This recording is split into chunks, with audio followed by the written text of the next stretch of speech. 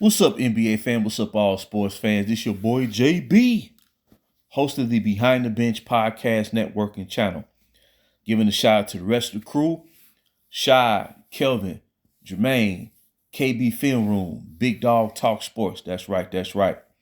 For everyone who's tuning in, we hope that you support Behind the Bench, continue support Behind the Bench, become a subscriber, or continue to subscribe and help make this show the best that it can be. Now, the NBA regular season is fast approaching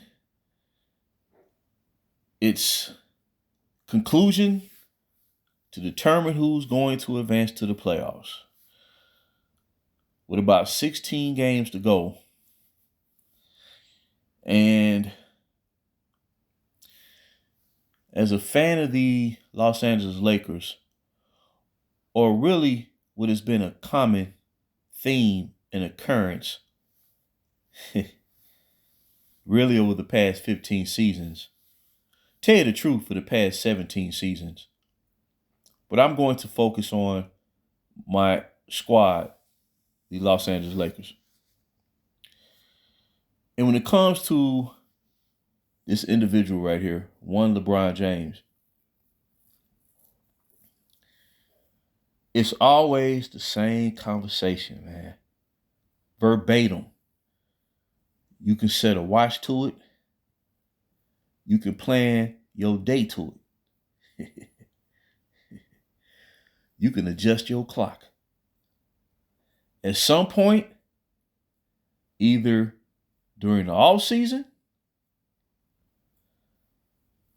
preseason, the beginning of the regular season, by the time the holidays hit,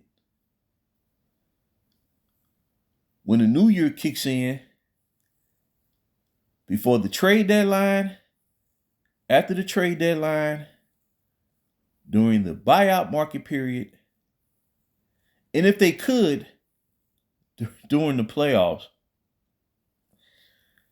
it's always the same plea that he needs more help.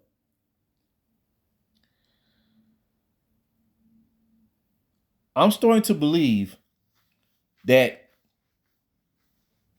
it'd be the same as if, you know how you play basketball outdoors and you play a game of 21, a game of 32, and you pick your squad, and if you lose, then you have to sit out and you have to pick, you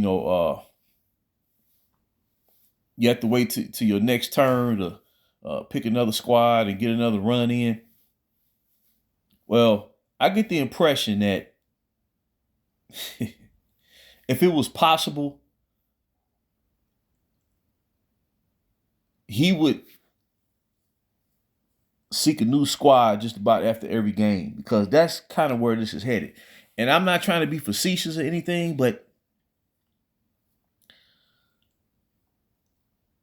prior to the beginning of this season, when the Lakers signed all these free agents, right?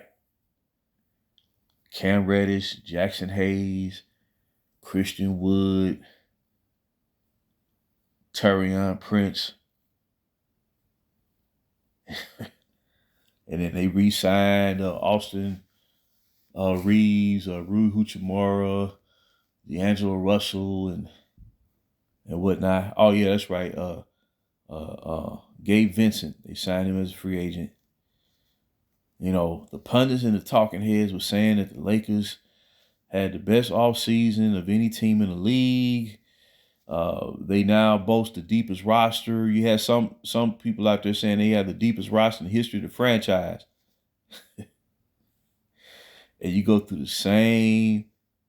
I'm telling you, man, it's like a 4 or 5 step cycle, man. It's like repeat, rinse. Now it's like load, wash, rinse, spin cycle. It'd be the same thing, man. Year after year after year after year after year. And it's the same conversation, man. And after last night's loss to the Golden State Warriors, and see, that's another thing. When Steph Curry was struggling with Golden State, particularly after Kevin Durant left to go play with the Brooklyn Nets, signed as a free agent with the Brooklyn Nets, I didn't hear the talking heads lobbying for Steph Curry to get any help. No, he had to figure it out. The organization had to retool, and they rebuilt. They brought in key young talent, drafted young talent, and then 2 years after, they won the fourth championship under the Steph Curry era. But whenever they hit a snag, or whenever another team hit a snag, they don't be lobbying for. They didn't lobby for Nikola Jokic to get help when Jamal Murray suffered that ACL injury, and it was out for like almost 2 seasons. Hear them. They would. There was a lot of disappointment and backlash that Damian Lillard went to Milwaukee. They weren't lobbying for Giannis to get all the help. Luka, he got to go out there and represent. They were trying to snag Kyrie Irving from Dallas, and he decided to re-sign with the Mavericks. But Luka got to go out there, man. He got to represent. When it comes to this guy around the clock, man, they lose a game. The Denver Nuggets struggled last year for a period during the season. They were really struggling. And I think a lot of it had to do with Jamal Murray. He was still trying to regain his conditioning or whatnot, his timing, and his confidence that he overcame his ACL injury. And I think once he broke through that mental barrier, then Denver, with the brilliant coaching and leadership of Mike Malone, he got them ready for the playoffs, and they made one of the greatest runs we've seen in league history, going 16-4 during the postseason, claiming their first ever championship in franchise history. But they hit a snag, and they had to work their way out of it. As a champion, becoming a champion, So what I'm getting at is, man, and we're gonna be hearing the same talk for the rest of the season. How do you go from they got the deepest roster in league history? They the prohibited favorites to come out the West. They just totally disregarded the Nuggets, who had, beat the Lakers last year in the playoffs. Beat them on opening night convincingly during a ring ceremony. And, they just get disregarded. And Denver Nuggets, they lost 2 key players from last year's championship team, and Bruce Brown and Jeff Green. But here they are, sitting atop the conference as we speak. They built from within by drafting in more young players to fit the system and style of play. They ain't missing a beat. Actually, they're ahead of last year's pace as far as victories for the season. But when it comes to this guy, man, I'm telling you, man, I've never seen nothing like it. And if I mention the number of players who wore that Laker uniform since he's been brought to the franchise, or even in preparation of bringing him to the franchise after the 2018 season, I'm telling you, man, if someone was driving a car right now on the highway, they would have to pull over. If I said the number, I don't even want to say it. I'm not trying to bring attention to it, but really, when you get down to it, attention needs to be brought by the talking heads and the pundits, but they're not going to do it. And they're going to say that, and what's unfortunate, they're supporters of the franchise are saying that the franchise has not done enough. They haven't made enough moves. He needs more help. But the reality is the organization has mortgaged off the franchise for the decade of the 2020s. And to show proof of that, just look at the standings. They were on the verge of missing the playoffs for the second straight year last season, and got saved. Well, particularly he got saved by receiving a brand new squad mid-season. This was the second time in his career that an organization was led to literally create a brand new squad out the box mid-season for him. Because the same thing happened during his last year in Cleveland in 2018.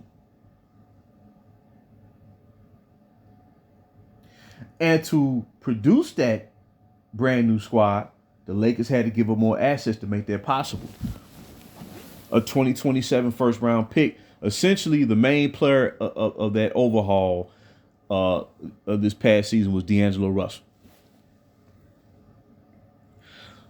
So they just mortgaged off another level.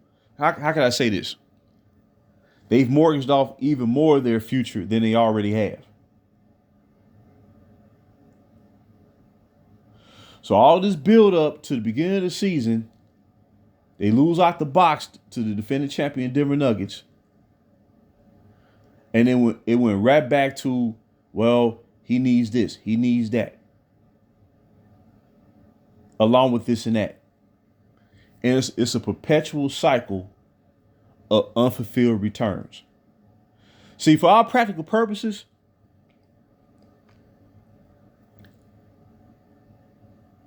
that victory 4 years ago that culminated in that bubble, it threw everything off whack and created this illusion that the Lakers returned back to the top, but in all actuality, they never did. Because all these other teams that won the championship since then, Milwaukee Bucks in 2021, well, they built their team up around a star player over an 8-9 year period. We'll say an 8-year period to reach the top. A natural growth or a natural pursuit of a championship experience. Same thing with Golden State, as I mentioned moments ago. They retooled, they built around young talent to complement their championship core players of Steph Curry, Klay Thompson, Draymond Green. They drafted Jordan Poole, Jonathan Kuminga, and then they made a key trade in acquiring Andrew Wiggins from the, I believe that was the Minnesota Timberwolves, and they won the championship in 2022. Right? They've had a real, genuine championship run. And I would say Golden State Warriors are one of the great teams in NBA history. I give them that. But what fans of this franchise got to understand is, based on where the franchise was at, starting over with all that young talent, the real young core. You know, after Kobe Bryant retired the late great Kobe Bryant retired in 2016. Well, based on the fact that the franchise was starting over, under natural occurrence, the Lakers would not have won. They would have been progressing forward. They would have improved with an awesome future ahead of itself. But the timeline would have clearly illustrated that 2020 was not going to be the year that the real Lakers with the real young core were set to win. So by mortgaging everything off, throwing all chips in the middle of the table, and quote unquote achieving victory in 2020, well, it's given this false sense of security that the Lakers, with LeBron on the team and under his influence and his constant pressure for the front office to make these moves every year, is leading fans to believe that they're in good hands. But if you look at the situation,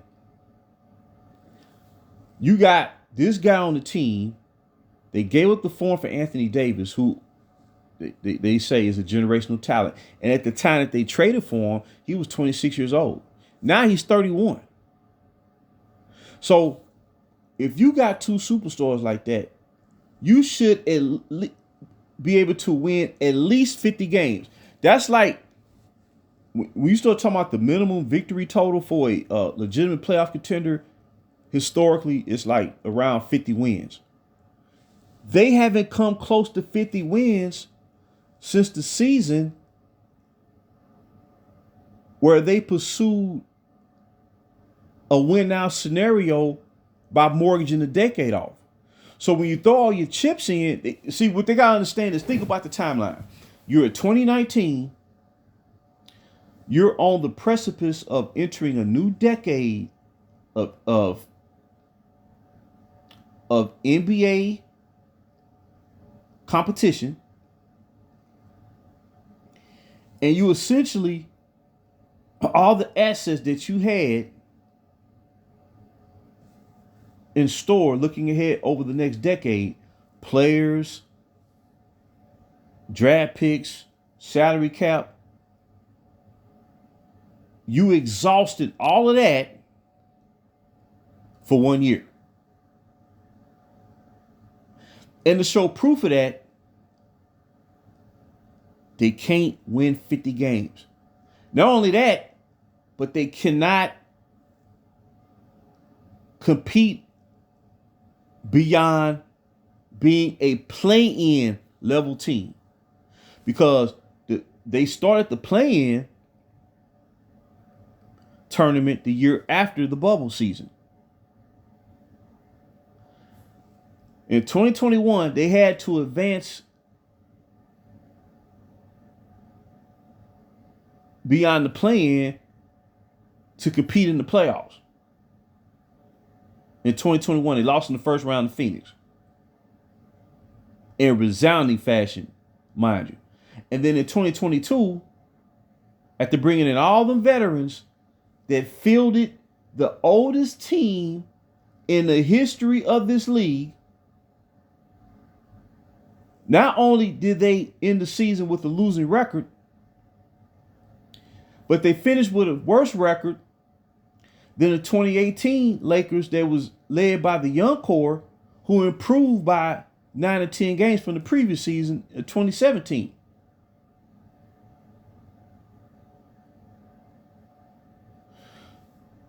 $33 wins, 49 losses.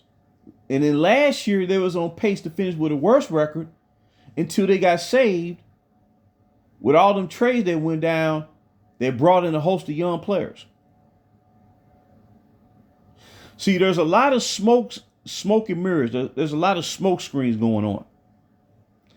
And after all these moves, after all this hoopla, after all this hype about the offseason acquisitions, Christian Wood, Cam Reddish, Jackson Hayes, Gabe Vincent, Taurean Prince, any young player who's available, that's who they sign. But once again, in the grand scheme of things, they sign players whose former team no longer wanted. Okay. So where it stands right now, they're no further, considering what they've given up for this guy, they're no further in principle than what they were last year, what they were the year before.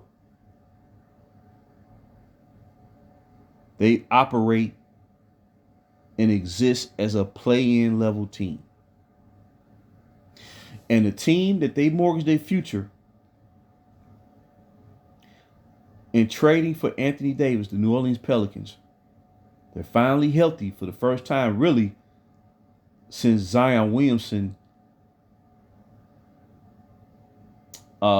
missed the 21-22 season, the whole entire season. And he's not in peak form yet, and he's looking scary out there, probably playing at 90% of his level. They're on the brink of surpassing the Los Angeles Clippers with the number 4 seed in the West. And if it wasn't for injuries to early season injury to Trey Murphy the third, who suffered a partial meniscus tear in his knee during training camp, if he was healthy the whole time, and if they were not trying to manage Zion Williamson throughout the course of the season in terms of, trying to protect him from injury, their team probably would be a top 3 seed right now, along with looking a lot like OKC and Minnesota, because that same team, the Pelicans, were in first place 37 games into the regular season last year before they was hit with an injury, a rash of injuries that has never been seen. All at one time throughout the course of the same season. So it clearly shows long term who won that trade, because what it did was it gave the opportunity for the Pelicans to reestablish itself as a franchise and pursue a long-term opportunity to be a prime team in the Western Conference and to compete and be one of your major contenders and possibly, vie for a championship soon. They clearly won that trade.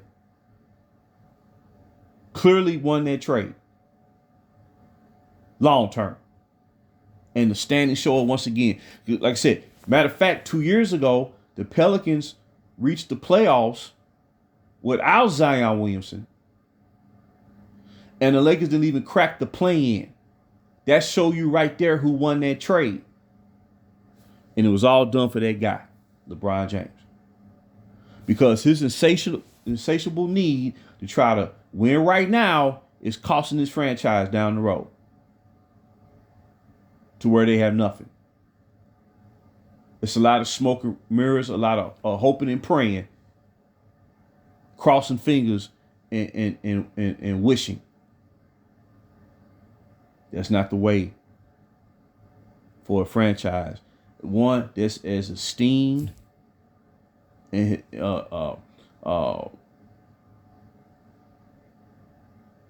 historically great as the Los Angeles Lakers.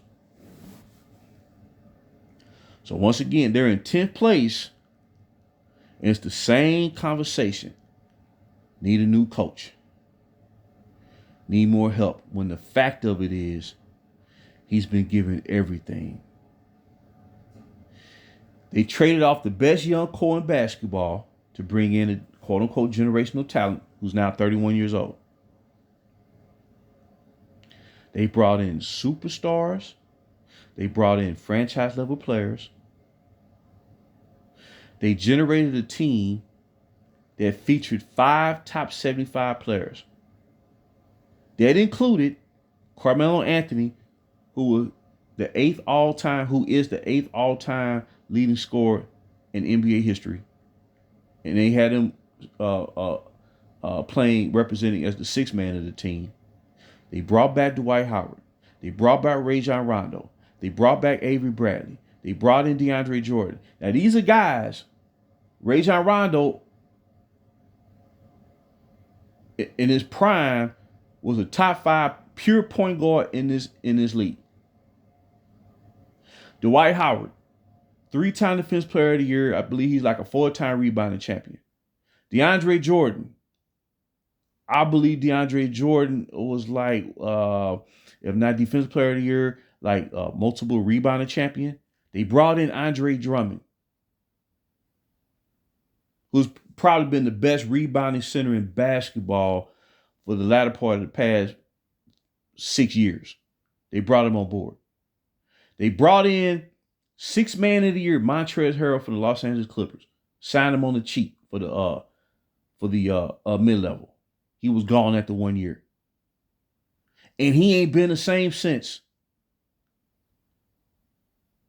They brought in the runner-up to 6th man of the year to Montrezl Harrell and Dennis Schroeder. They brought in shooters. They brought in quote-unquote bigs. They brought in quote-unquote rim protectors. They brought in quote-unquote defenders. They said Kendrick Nunn, when they brought him in from the Miami Heat, they said he was an upgrade to Rajon Rondo, and he's playing overseas. So at what point does this end? What point does someone step in and say it's over and it's been over? Because for all practical purposes, excuse me, the gig has been up for the past 4 years. The standings prove it. Now, me personally, I could be wrong. When they advanced to the playoffs last year and faced the Memphis Grizzlies was riddled with injuries. They were without their starting center, Steven Adams, who at the time prior to it, he suffered an injury during January of last year and has not played since. And he's missing a whole year this year due to a knee injury. And then prior to the end of last year's regular season, they back up Brandon Clark. He injures his ACL. So that forced Jaren Jackson to have to play center or trying to start Xavier Tillman. Then John Morant, he was dealing with the situation, and then he injured his wrist, I think game 1 of that series versus the Lakers. Now imagine Memphis being whole going against that Laker team. Me personally, I believe they would have won. Instead of losing the 6 games, I believe they would have won the 6 games. That's just me. And if I'm not mistaken, Luke Kennard missed some games too, because I think he was dealing with some type of shoulder injury or something like that. If that team had been whole, or at least had Steven Adams available, I believe they win that series in 6 games. And in Golden State, they lacked a true big man for defensive purposes, rebounding, being the turn at the rim, a threat, as far as blocking shots and whatnot. When they traded James Wiseman to the Pistons, they didn't have no big man. So my point is this: they giving this man everything. And matter of fact, no superstar should need all that every year. And what's crazy is they're not winning. What I mean by winning is I'm talking about having a record like OKC. I'm not talking about just being 4 games over 500. That means nothing in the grand scheme of things for a team that's in all win now mode. And it's been in that mode since the day they brought this dude to the team. See, all of this was unnecessary. It wasn't like they had been building themselves up over a 5-year period and they found themselves one player away that they can really take them over the top. They were literally starting over, and they preempted an entire era of true Laker basketball to pursue a win-now scenario that's leaving them ill-equipped to compete in this league for the remainder of the decade once all this finally officially ends. And then you start asking yourself, I saw before the trade deadline, you had people out there talking about, well, the Lakers need to trade like the 29 pick to make a move. So you mean to tell me that this is 2024? They already gave up 7 years worth of draft rights when they traded for Anthony Davis. And what's crazy is the New Orleans Pelicans, they still have one more draft pick coming in that trade. They still have one more draft pick coming in that trade. Either they can utilize that draft pick this year or defer it out to next year. And I'm telling you, man, look, to me, none of this was worth it. They should have stuck with their young core.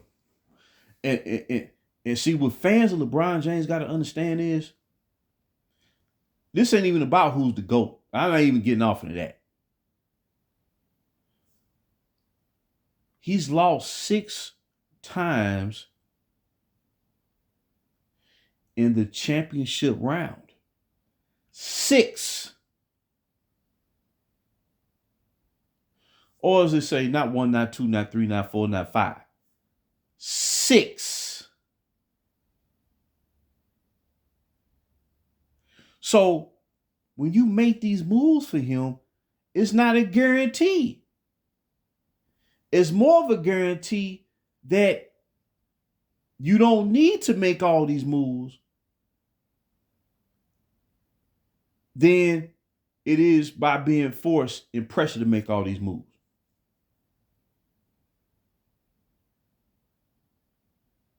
So when I hear these people out here, man, talking about he need this and need that, it's been given to him tenfold. The Lakers have mortgaged their franchise off for this decade.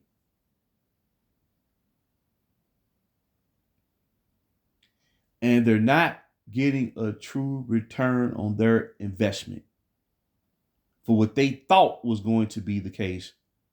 But you can never underestimate the landscape. And now the standings are showing it.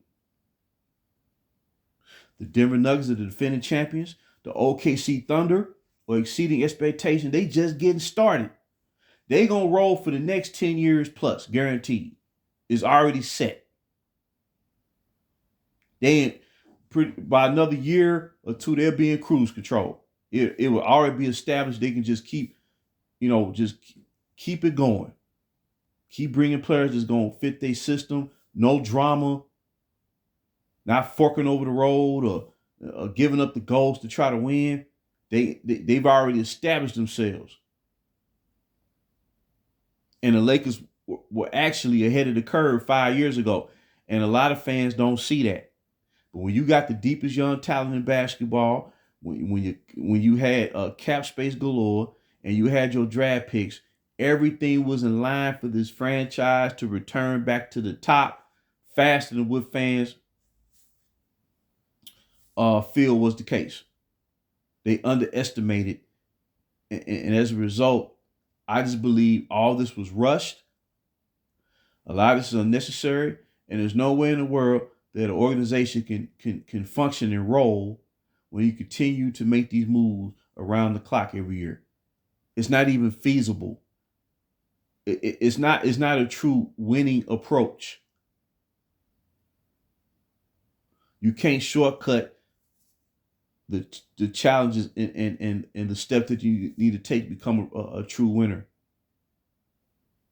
And the Lakers never operate this way.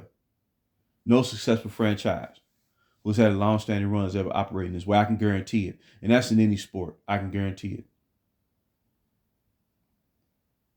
So I'm going to shut this bad boy down. After this year, they need to put an end to it. This man will be 40 years old. And fundamentally, like I said, you got these teams out here, man, they rolling, man. The Kings have beaten the Lakers 10 straight times. 10.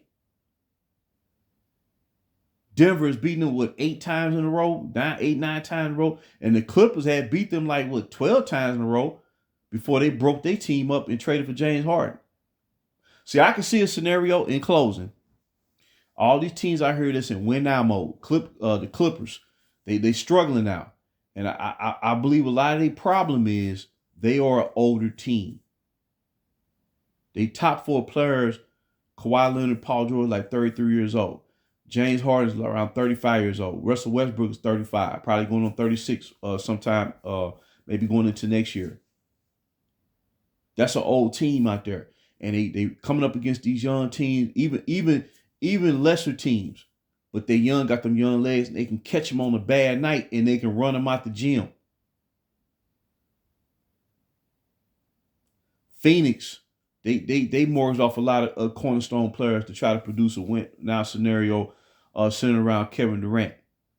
And theoretically, realistically, they're not better than what they were 2 years ago when they won 64 games, a franchise record. So the way I see it is, we could see a scenario outside of Denver, they the defending champion, that none of these win now teams that are driven by, player empowerment, I can see a scenario where neither of those 3 teams, both teams in LA and in Phoenix don't advance past the first round.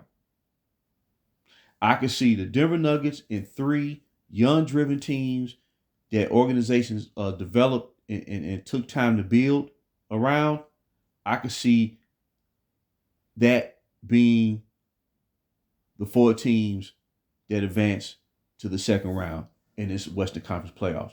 I can easily see that happening. And I think, honestly, that'd be the best thing for the NBA, because the NBA will finally see that they need to move forward and start, really focusing on promoting this young talent. And I think that will lead to a situation where we don't see superstars trying to, how can I say, pressure or apply muscle or whatnot for organizations to be reckless and give up, a ton of young players and a ton of draft picks to try to win out, because that's not a guarantee. It's not a guarantee.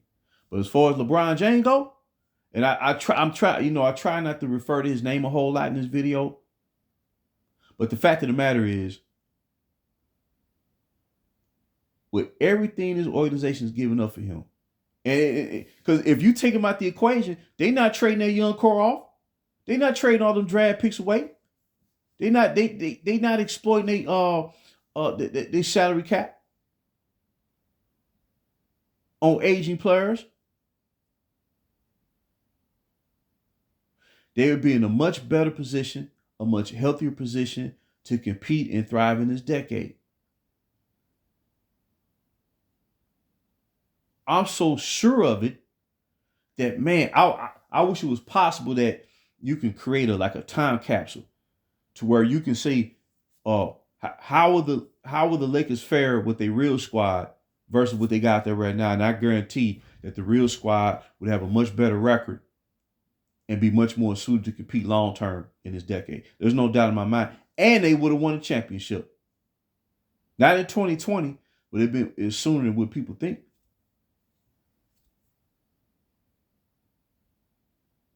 See, that so-called victory in 2020, that wasn't even supposed to happen, because it wasn't based on a natural progression. And that's where everything is thrown off. Everything is confused. And that's why a lot of these moves that's been made has not worked out, because it's based off of what happened in 2020. Whereas if they just let it roll, naturally, they'll be making the right moves. So I'm going to shut this bad boy down. This fiasco needs to end after this year, because they keep on messing around and try to build a team around an aging 39-year-old player. They will continue to lose, and this franchise will be no more until about 10 years from now. That's what they're looking at. All the moves they've made over these past 6 years, and as of right now, they in 10th place. And that should say it all. So until next time, this is JB for BTB, Behind the Bench.